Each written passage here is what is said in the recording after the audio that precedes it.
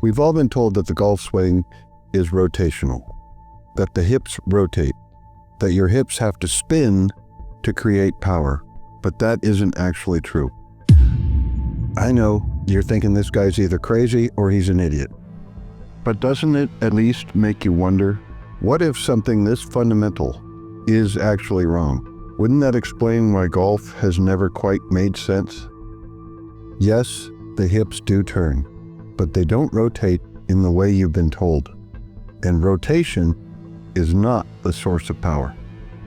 We know the club head moves in a circular orbit around the body, but just because the club head orbits you does not mean your body has to spin like a top to make that happen.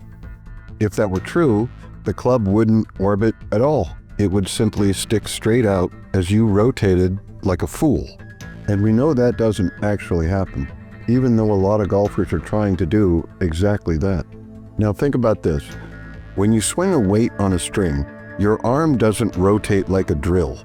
And to swing it over your head, your whole body doesn't have to spin.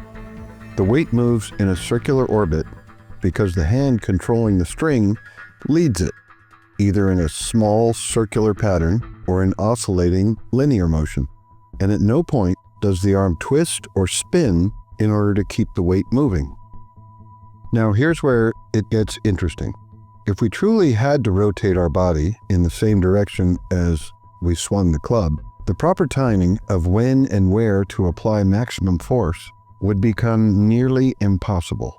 And isn't that exactly what we see in many amateur golf swings? They just can't figure out when or where to apply power, and it almost never happens where they want it to.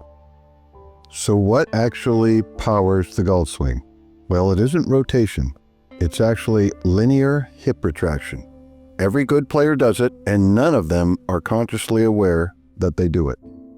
Sounds crazy, I know. I first proposed this idea back in, about 2019.